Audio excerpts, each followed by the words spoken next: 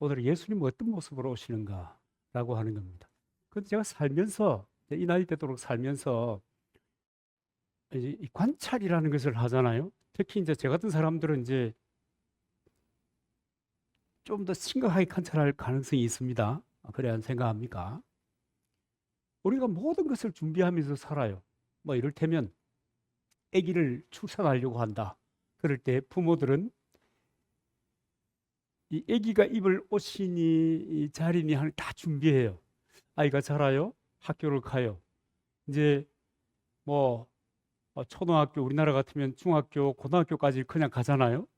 근데 대학을 이제 갈 때가 되면 또 각별히 준비를 합니다. 그잖아요. 1학년, 2학년 때는 또 잘 몰라요. 3학년, 4학년이 되면 또 각별히 준비를 하는데 뭘 위해 준비를 하죠? 직장을 위해 준비를 해요. 준비를 하는 겁니다. 결혼을 위해서도요. 그냥 눈이 동그래져 가지고 그건 오, 하나님의 뜻이야. 너는 내 것이라 이러면서 결혼을 할 때도 준비라는 것을 하게 되는 겁니다. 그런데 미스테리한 것이 뭐냐면 인간의 죽음에 대해서는 아무도 준비하지 않아요. 죽는다는 것 알아요. 그 죽음이라고 하는 것은 인생의 인생이 이 땅에 살면서 가지는 모든 것을 송두리째 뭐예요? 포기하게 만드는 거예요.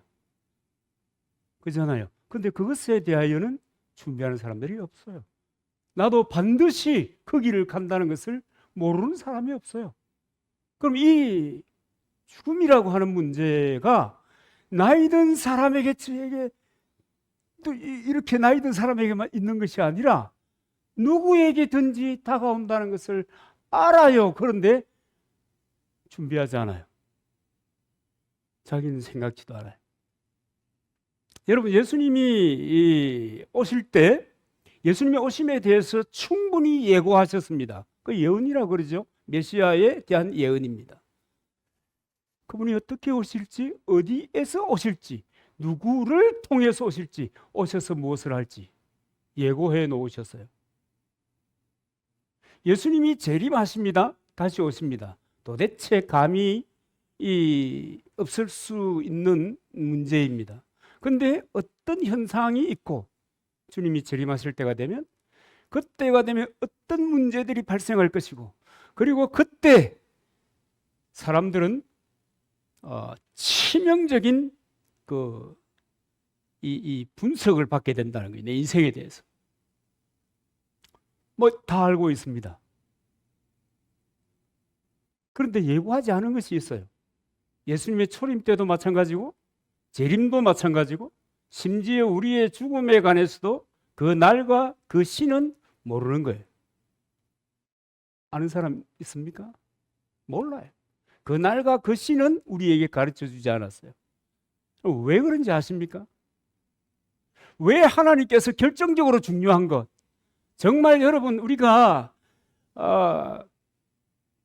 주님의 재림은 차지해 두고라도 우리의 인생을 정리하고 이제 마감하고 떠나야 되는 그 순간을 예고해 놓으셨으면 우리는 충분히 그 남은 시간 동안에 서로 가족끼리 사랑하고 공동체 식구들끼리 정말 그 하고 싶은 이야기 다 하고 사랑을 쏟아내고 그리고 내가 편안하게 다 이루었도다 주님처럼 다 이루었도다 하면서 갈 수 있을 것입니다. 그런데 그 날과 그 시를 마치 주님이 오실 때 다시 오시는 날과 내 인생의 마지막 순간에 관하여 침묵하고 계신단 말이에요. 왜 그런지 아세요? 여러분 그런 거 생각해 보셨어요? 왜 그랬을까요? 그것은 여러분 우리의 삶을 어떤 영역에 두셨는가 하면 믿음의 영역에 두셨다는 거예요. 하나님의 언약을 따라 일평생 뭐 하면서 사는가? 초지일관하면서 살 수 있는 그것을 선택할 것이냐 그렇지 않을 것이냐 이 믿음의 문제로 이렇게 우리에게 던져주신 것입니다.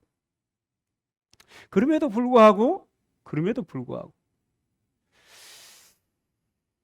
정말 한결같이 평생을 하나님의 언약을 붙잡고 살아가야 됨에도 불구하고 사람들은 그 문제에 대해서 관심이 없습니다.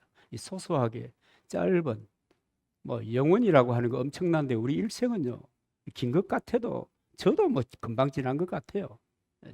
이렇게 돼 보니까 너무도 짧은 순간순간을 위해서 그 한 찰나찰나를 위해서는 목숨 걸고 헌신하고 목숨 걸고 살아가는 그런 경향이 있잖아요. 그런데 정작 중요한 것에 관해서는 자기에게는 전혀 자기 문제가 되지 않을 것처럼 생각하면서 살아간다는데 모든 사람들 문제가 있습니다. 나는 요즘 그리스도인들이 참 안타까운 현상 중에 하나가 여러분 우리나라는요 역사 가운데 한 번도 여야가 없었던 적이 없습니다. 맞죠? 그래도 나라가 망했나? 안 망하죠. 왜? 하나님의 주권 가운데 있기 때문에 그래요. 그런데 뭐 믿음도 던져버리고 뭐 신앙도 던져버리고 나는 이쪽 하면 저쪽이 죽어야 되는 것처럼 생각. 저쪽 하면 이쪽이 죽어야 되는 것처럼 생각. 이게 여러분 좀 생각해 봅시다. 우리는 말이에요.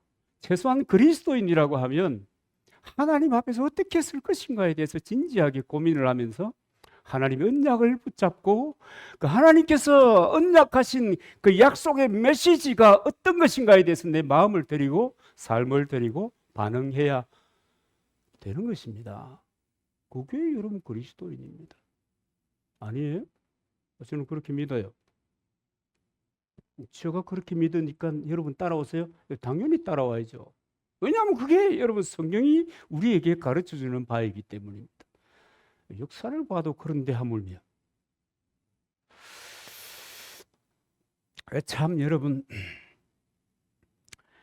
정말 참 안타까운 마음이 많아요.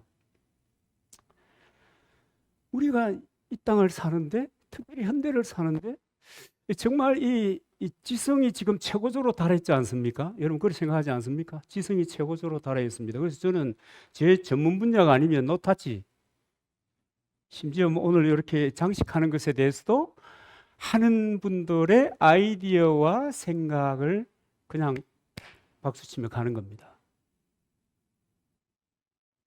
저도 여러분 그림을 오래 그려왔던 사람 아니에요. 놓은 지가 오래돼서 그렇지. 그럼에도 불구하고 보는 관점이라는 게 있지 않습니까? 그래도 인정하고 존중하고 귀하게 생각하고 그렇게 살아가는 겁니다. 그런데 이 우리들이 살아가는 세상의 사람들을 보면 정말 근원적이고 치명적인 문제를 고려해서 살기보다는 너무 눈앞에 보이는 것에 집중해서 산다.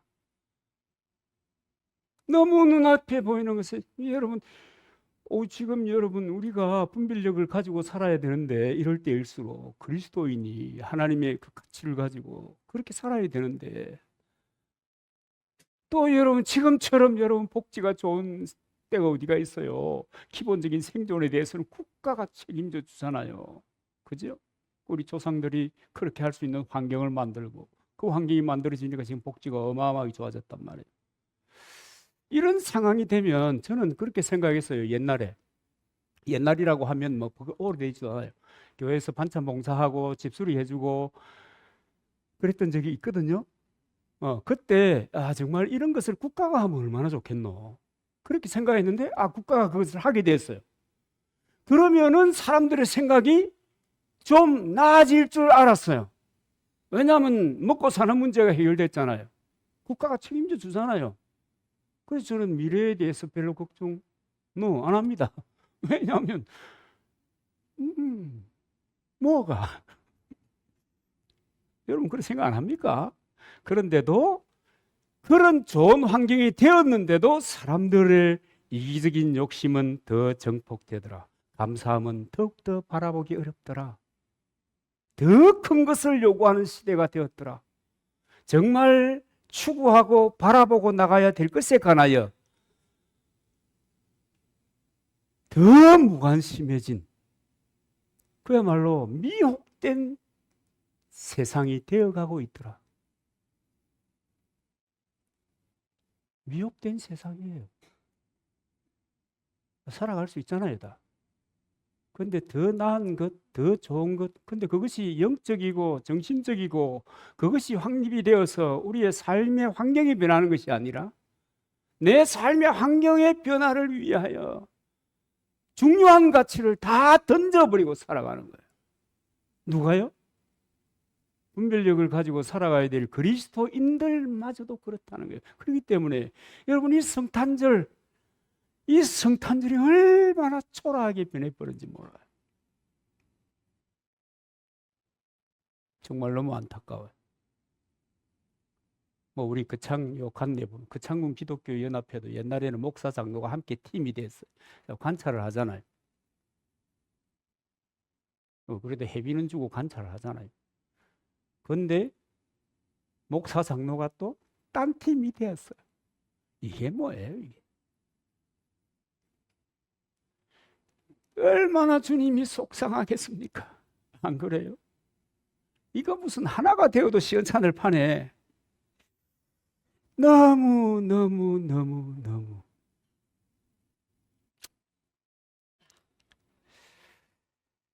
받은 은혜의 삶을 엉뚱한 곳에 관심을 둠으로 해서 순간적인 자기 감정, 자기 문제에 집착함으로 인해서 그 받은 은혜를 다 깨어버리는 거예요. 다 깨어버리고 허비해요. 여러분 참 치명적이에요. 저는 이 목회를 한 곳에서만, 시골이라도 이곳에서 한 곳에서만 하잖아요. 보면 시간의 변화에 따라서 어떻게 돼야 되겠어요? 예수 믿고 거룩하게 여기심을 받고 거듭나서 성화의 삶을 살잖아요. 성화의 삶을 살면 시간이 가면 갈수록 어떻게 해야 될 것 같아요?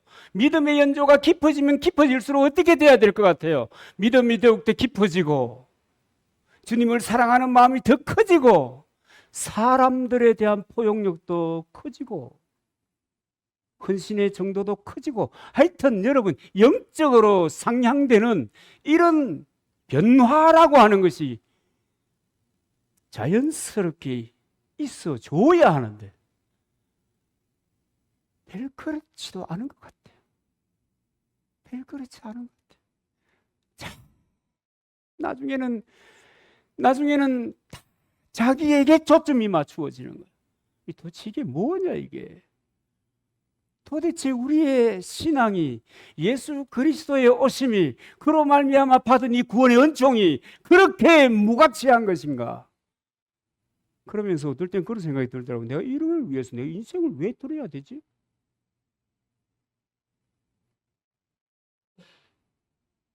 고마마. 근데 또 우리는 전통적으로 그런 생각이 있잖아요. 각 고마마 하다가 또 하나님이 또 한 대 집어 박으면, 야, 이 그나마 짧은 인생을, 그나마 그렇게 지냈는데, 이거, 아이고, 하나님 미안해요. 이러면서, 죄송합니다. 그러면서. 여러분 생각해 보세요. 예수님이 내게 다가와 주시지 않았더라고 하면 나는 미혹 가운데 있으면서 살다가, 정말 세상이 끝인 줄 알고 살다가, 죽으면 끝이라고 생각하고 살다가 심판대 앞에 서게 될 것이고 지옥으로 떨어집니다. 여러분, 예수님이 내게 다가와서 손 내밀어 주시지 않았으면 내 하고 싶은 대로 하며 살다가, 여러분 내 하고 싶은 대로 하며 살면 얼마나 많은 사람이 속상하겠어요. 안 그래요? 얼마나 많은 사람이 열받으면서 살겠어요. 주인간 바라보며 열받는다 저거. 뭐 충분히 그럴 수 있잖아요. 날 때부터 심성이 고와가지고 구실, 그리고 겸손하게 살고, 그런 사람 몇이나 있습니까? 속을 끓여가면서 이렇게 하는 것이 대부분이지, 본성상. 근데 주님이 찾아오셔서 내가 져야 될 그 죽음을 죽어주시고 죄사함 은총과 그 죄로 말미암아 오는 어마어마한 저주의 고리들을 파쇄해 주시고 하나님의 자녀 삼으시고 그 나라의 백성을 삼아주시고 주님의 몸된 공동체의 가족으로 삼아주시고, 크든 작든, 그리고 주의 거룩한 나라를 위한 일꾼으로, 여러분 일꾼 이라고 하면 하나님의 동력자예요. 하나님의 동력자로 삼아주시고, 그리고 세상을 크게 넓게 볼 수 있는 통전적인 그 관을 열어주시고, 여러분 예수님을 만나지 않았으면 어떻게 이런 일이 있을 수 있습니까? 자기가 보고 싶은 방향으로만 본다. 자기가 듣고 싶은 것만 듣는다. 자기 생각에 옳은 것만 옳다고 말한다. 이게 인생이에요. 안 그런 것처럼 하고 앉아 있어도 이게 인생이라고요. 그래서 내하고 좀 다르면 열받잖아요. 이게 뭡니까, 여러분? 그냥 죽으면 그만이고, 그렇게 생각하다가 지옥 가면 그만이고, 아이고 죽어나 봤나? 예, 그렇게 살아갈 수도 있습니다. 그것을 여러분 성경은 미혹된 상태라 그럽니다. 여러분 이단에게만 미혹되는 것이 아니라 내 인생의 전체의 삶의 문제에 관해서 미혹이 되면 진리가 보이지 않는 거예요. 여러분 우리는 평안을 구하잖아요. 여러분 평안을 구하는 마음이 있으시죠? 이 나라와 이 민족이 평화로우면 좋겠습니다. 하나님의 공의가 서지 않으면 평화 없습니다. 성경이 가르치는 거 아니에요? 하나님의 공의가 이루어질 때, 그 말은 뭐냐면 사람들이 하나님의 공의를 받아들일 때, 좀 더 구체적으로 하면 하나님의 십자가의 은혜와 그분의 언약을 믿고 살아가게 되면 그때 평안이 오는 거예요. 여러분 평안하십니까? 여러분 평안하세요? 하나님의 다스리심이 여러분들의 집에 있을 때 비로소 평안, 평화라는 것이 오게 되는 거예요. 이 평화가 여러분들 오시기를 바랍니다. 여러분 그래서 우리가 이 성탄절이 되면 뭐 이렇게 캐롤을 틀고 또 제가 또 준비한 게 있습니다. 싹 트네, 싹 트네. 저 수요일 날 개봉박두 준비하고 있습니다만은 여러분 우리가 이 성탄의 의미를 퇴색시키지 말아야 돼요. 지금처럼 성탄의 의미가 퇴색된 그런 시즌이 없었습니다. 있었어요? 점점점 퇴색되어 가는 거예요. 그리스도를 향한 그 믿음이 점점점 퇴색되어 가는 거예요. 모든 가치를 상대화시켜 버렸어요. 그러고 사는 거예요.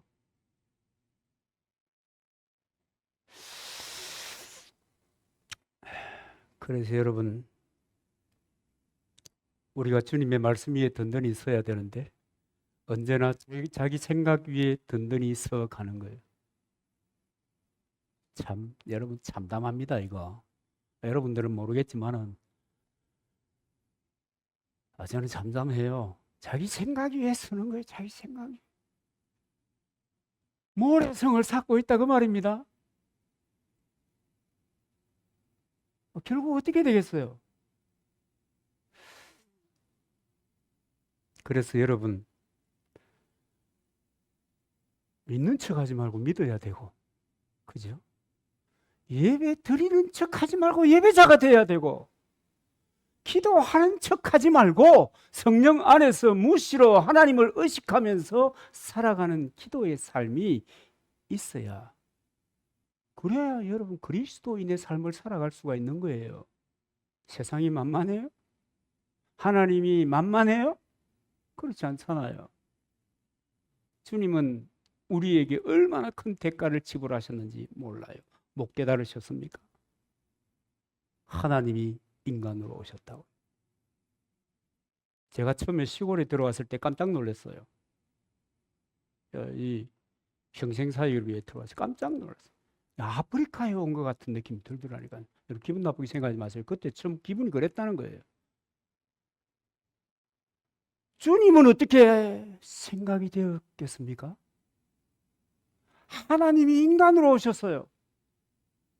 그 사랑의 깊이와 넓이를 여러분 우리가 이해하고 깨달아야 될 줄로 믿습니다. 그래야 그분의 그 은혜 받은 자의 삶을 살아갈 수가 있는 거죠. 그래서 여러분, 요번 이 성탄절에 이 뭐 영상을 통해서 영상도 올라갔다가 내려갔다가 뭐 안 하기도 하고 뭐 지금 그런데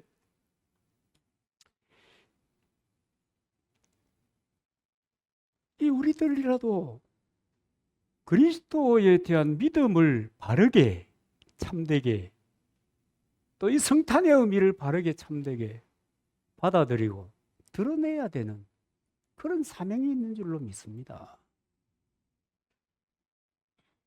여러분, 세상은 여러분 성경 속에서도 그랬지만 온통 사람들을 위해 존재하는 사역자들 많았어요. 사람들을 위하고 하나님을 위하고. 참 선지자 거짓 선지자 니는 참이냐? 참인 것 같아요? 거짓인 것 같아요?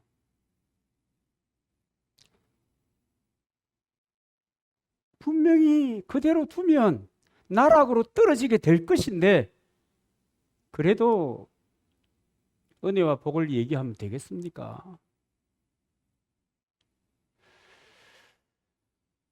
여러분, 이 성탄절 우리가 좀 생각해 봐야 돼요. 특별히 예수 그리스도의 오신 모습을 잠깐 살펴볼 텐데 그 모습을 좀 여러분 우리가 회복을 해야 돼요. 폼 잡으려고 하는 것이 아니잖아요. 그리스도의 삶이라고 하는 것이. 좀 깊이 생각해 보시기를 바랍니다.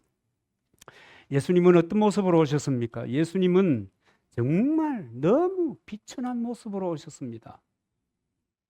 너무너무 안타까운 것 같아요. 천사 가브리엘이 마리아에게 나타났어요. 이제 아기를 가져 아들을 낳게 될 터이니 이름을 예수라 하라 그랬어요. 그랬더니 마리아가 거부합니다. 아니 내가요? 내가요? 아니 왜요? 은혜 가득히 받은 여인이여 이것만 보면 궁극적으로 나중에는 수용하잖아요. 그러니까 그런 얘기를 듣게 되는 건데 처음에는 왜 나입니까? 왜 나입니까? 와이미 그러는 거예요. 어떻게 그런 일이 나에게 있을 수 있습니까? 너 장차 신랑이 될 사람 약혼자 요셉 가만히 끊고자 하여 그죠? 거부했습니다. 그 시대 사람들 예수님 그러니까 마리아가 배가 불러가지고 이제 산딸이 다 돼가지고 이제 몇 시간 후면 나올런지도 몰라. 그런데 집 하나 빌려주는 사람도 없고 여간방에 방 한 칸 내주는 사람도 없었단 말이에요. 그 모든 사람들이 일반인들이 가난한 사람, 서민, 평민 뭐 이런 사람들이 그때는 지배계급, 피지배계급 그 발음도 안 될라네. 피지배계급이라는 게 엄연히 있었잖아요. 지배계급에 속하는 사람들조차도 그리스도의 오심에 대하여 별 관심이 없었어요. 그러면 그때 당시에 통수권자인 헤롯 왕은 오히려 죽이려고 한 거죠. 모든 사람이 예수님의 탄생을 싫어했습니다. 예수님의 탄생을 기뻐해야 할 텐데 기뻐하기보다는 거부하고 거절하고 싫어한 것입니다. 결국에 예수님은 짐승들이나 사는 더럽고 냄새나는 마구간에 태어나셨습니다. 근데 오늘 우리 그리스도인들은 여러분 탁월한 것하고 화려한 것하고는 여러분 좀 나누어서 생각해야 돼요. 탁월해져야 돼요. 그럼 너무 화려해지려고 나서지 마세요. 꾸며봤자 그게 그거지 뭘 그래. 안 그래요? 너무 화려한 것 찾아요. 그러다가 성탄조차도 이렇게 탁월해지세요. 화려해지라는 말이 아닙니다. 그리스도가 이렇게 안타까운 모습으로 비천한 모습으로 오셨다. 그리고 주님은 섬기시려고 오신 거예요. 섬기시려고 오셨으니까 뭐예요? 요새 표현 자발적인 겸손함으로 섬기기 위해서 이 땅에 오신 것입니다. 우리 너무 잘 아는 거 있잖아요. 마가복음 10장 45절. 인자에 온 것은 섬김을 받으려 함이 아니라 도리어 섬기려 하고 자기 목숨을 많은 사람의 대속물로 내어주려 합니다. 섬기러 오셨다. 주님은 섬기러 왔는데 요즘 그리스도인은 대접받는 일에 익숙합니다. 그것이 여러분 뭐 특별한 대접이겠습니까? 내가 인정받지 못하는구나 생각하면 발끈하는 거예요. 큰일 났어요. 거꾸로 가는 거예요. 거꾸로 가는 거예요. 주님을 따르는 사람들이 주님의 삶과 전혀 이반된 삶을 추구한다고 하면 어떡한 거예요?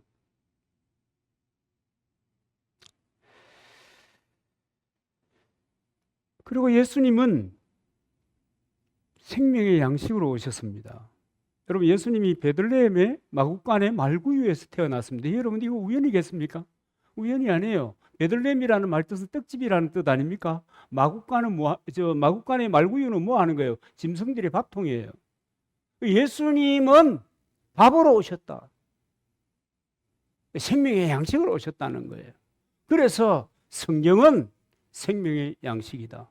달고 오묘한 그 말씀, 꿀송이보다 더한 말씀, 주님을 사모하는 사람들에게, 주님을 사랑하는 사람들에게, 구원의 은총을 받은 그 사람들에게 이것은 꿀보다 더한 생명의 말씀이에요. 여러분 1시간 동안 이렇게, 뭐 1시간 아니지, 지금 설교를 많이 줄여드렸잖아요. 앉아서 집중하고 있잖아요. 왜요? 설교가 생명의 말씀이기 때문에 그래요. 내 귀에 거슬리고 내 마음에 안 들고 그래도 이것이 생명을 살리는 말씀이에요. 내가 살아나는 말씀이란 말이에요. 거절하면 죽어요. 성경도 마찬가지예요. 거절하면 죽어요. 내 영이 죽는단 말이에요. 생명의 양식으로 오신 거예요. 주님이. 그런가 하면 예수님은 빛으로 오셨습니다. 예수님이 탄생하셨을 때 모든 사람들이 잠이 든 시간이었잖아요. 누가복음 2장 8절 9절 말씀해 보면 그 지경의 목자들이 밖에서 밤에 자기 양떼를 지키더니 그랬습니다. 그래서 세례 요한은 세상에 오신 예수 그리스도에 대해서 빛이다. 세상의 빛으로 오신 분이시다. 그렇게 말씀하시는 겁니다. 빛으로 오신 예수 그리스도. 그리고 예수님이 탄생하실 즈음에 실제로 그때는 말라기 선지자 이후로 하나님의 말씀이 끊겼습니다. 세례 요한의 때까지 400여 년 시간 동안에 하나님의 말씀이 끊겼어요. 하나님 말씀이 끊기니까 뭐 기분 좋지 뭐. 하나님 간섭도 안 하고 하나님께서 어떨 때는 장 목사 설교처럼 회개하라 했었고 말이죠. 너 왜 니도 쓰지 못하는 것을 하나님 앞에 가져와 가지고 연병하냐 이런 얘기도 했었고. 그러다가 조용하니까 여러분 세상 지도자는 세상 지도자 제 맘대로 생각하고 리더십을 행하고 종교 지도자는 종교 지도자대로 그 백성들을 착취하고 지내고 이 하나님의 백성이라고 하는 사람도 하나님 말씀이 끊어져 버리니까 하나님을 섬기고 하나님의 이름을 열방에 드러내야 될 그 백성임에도 불구하고 다른 것들을 추구하고 다른 것들을 붙잡고 그것이 생명인 것처럼 살아가는 그야말로 회치나 무덤 속 같은 그런 시대, 그때 예수님이 오신 것입니다. 여러분 이사야가 그렇게 얘기하잖아요. 흑암에 행하던 백성이 큰 빛을 보고. 그야말로 여러분 흑암 같은 그런 상황 속에서 예수님이 오신 것입니다. 그래서 온 세상에 미칠 뭐라고 그래요? 기쁨의 좋은 소식이었다. 이제 이 흑암이 변하는 때가 되었다. 누구를 통해서? 그리스도를 통해서. 여러분 그리스도를 통해서, 예수 그리스도를 통해서 흑암이 물러가는 거예요. 그가 아니면 늘 인생은 그래요.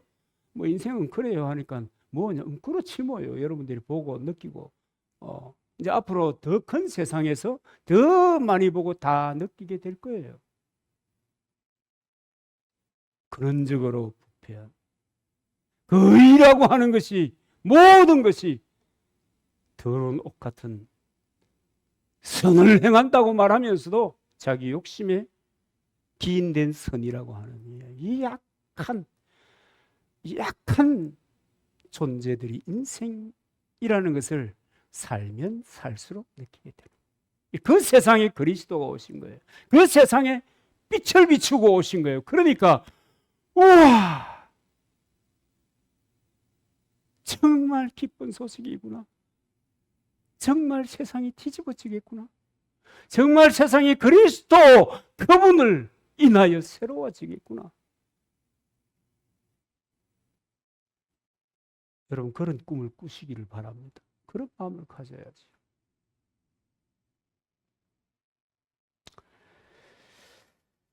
오늘 우리의 사는 현실도 마찬가지입니다. 어두워요. 예? 아이고, 만연합니다. 이거 뭐 대통령 바뀐다고 어디 뭐 여러분 세상이 바뀝니까? 그죠? 만연합니다. 심각합니다. 기가 막힙니다.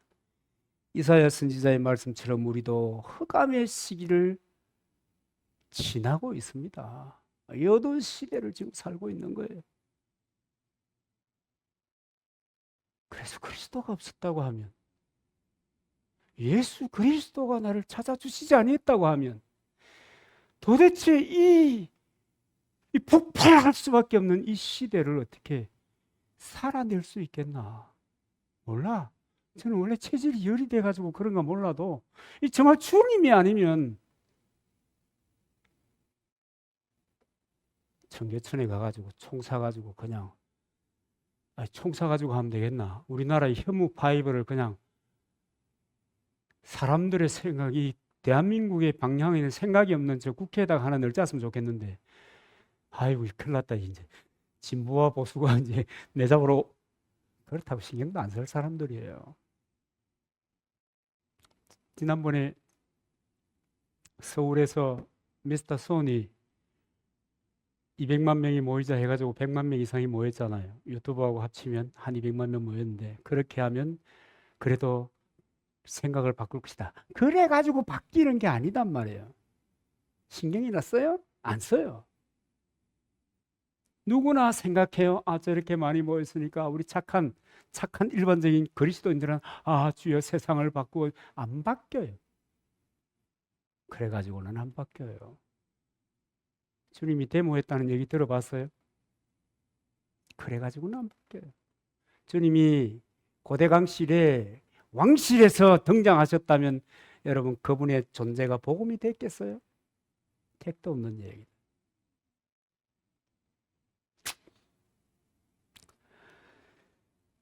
하나님 앞에서 바른 믿음의 사람이 되어야 한다 라고 가르치는 사람이 여러분 그렇게 가르쳐요? 자녀들에게?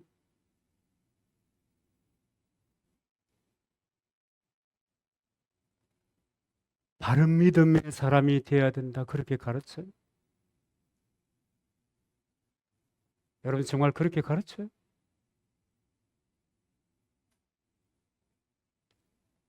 여러분 돈 버는 거는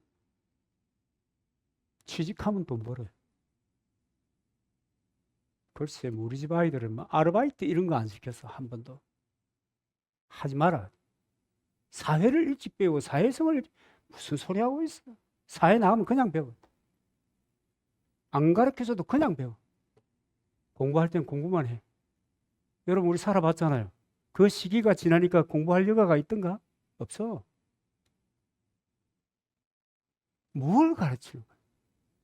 바른 믿음을 가지고 믿음의 사람이 되어야 된다. 그리고 이것을 최선으로 이끌어 줘야 하는데 어떻게 하면 믿음으로 살아갈 수 있을 것인가? 이 어려운 세상 속에서 그런 것을 자녀들에게 가르쳐 줘야 할 텐데 뭘 가르치고 있냐? 뭘 가르치고 있어? 야, 나는 너만 잘 때 못해요. 네가 세상에 성공하면 돼. 너 돈 많이 벌면 돼. 할렐루야. 그런 부모들이 팽 안 당하는 경우가 있는가 봐라.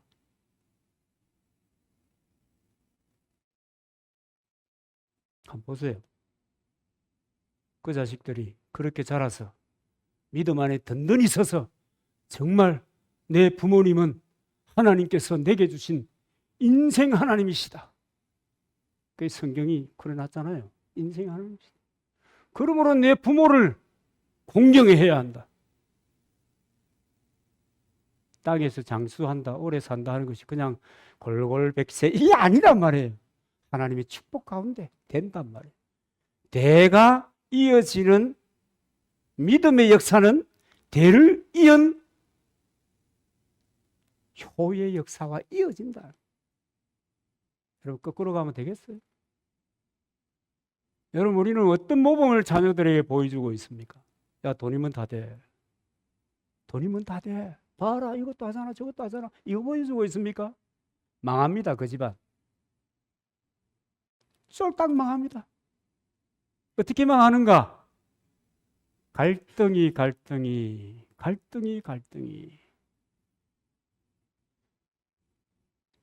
너무 거꾸로 가는 것다. 여러분 그리스도 그분을 우리가 회복해야 되는 겁니다. 하나님이 부어주셔야 되는데 인생이라는 거 그런 거잖아요. 인생 역전이라는 거 하나님이 부어주셔야 돼요.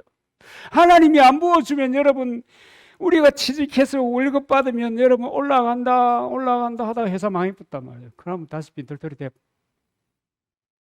그죠? 국가 부도는 안 일어나겠습니까?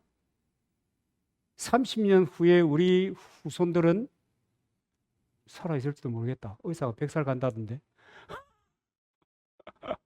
그때 되면 후진국에서 성장하고 있을 겁니다.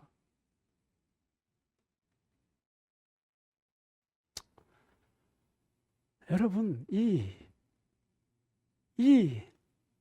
이사야가 얘기했던 흑암 하는 게 우리 시대도 똑같아요. 근데 보니까 초기 교회도 똑같았어요. 인간의 역사라는 것은 정말 영광스러운 역사라고 하는 것은 참 찾아보기 어려운 것 같아요. 초기 교회 여러분 뭐 성령 충만해서 하는 이런 역사도 있지만 그러나 성령 충만하고 복음이 증거되고 교회들이 세워지는 그 시대의 이야기 디모데후서 3장 2절 5절입니다. 우리 시대와 다르지 않습니다. 이사야 선지자의 시대와 다르지 않습니다. 사람들이 자기를 사랑하며 여러분 자기의 삶을 위해서 자기 인생을 위해서 건강을 위해서 얼마나 신경 쓰는지 몰라. 옛날에 아프면 예배당에 나와서 기도하고 그랬는데 요새는 안 한다. 그 다음에 뭐예요? 자기를 사랑하며 그 다음에 뭐 돈을 사랑하며 이게 전부다. 돈벌이 잘 되는 곳이 그것이 전부 자긍하며 교만하며 회방하며 부모를 거역하며 감사치 아니하며 거룩하지 아니하며 무정하며 원통함을 풀지 아니하며 진짜 그렇더라고. 원수야 평생 원수야. 그 여러분 교회에서 여러분 갈등 만들지 마세요. 평생 원수가 돼요. 저는 평생 원수가 저는 원수라고 생각 안 하는데 그 사람들은 원수라고 생각하는 사람 많아요. 이상하죠?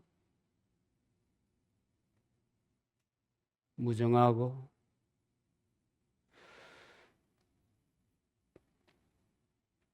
원통함을 풀지 않으며 참소한다는 말 알죠? 절제하지 못하며 사나우며 선한 것을 좋아하지 아니하며 배반하여 팔며 뭐 예수님의 제자 가룟 유다도 예수님 팔았잖아요. 저 같은 사람은 팔릴 줄 알고 있어요. 그렇게 사는 거예요, 사역자들이.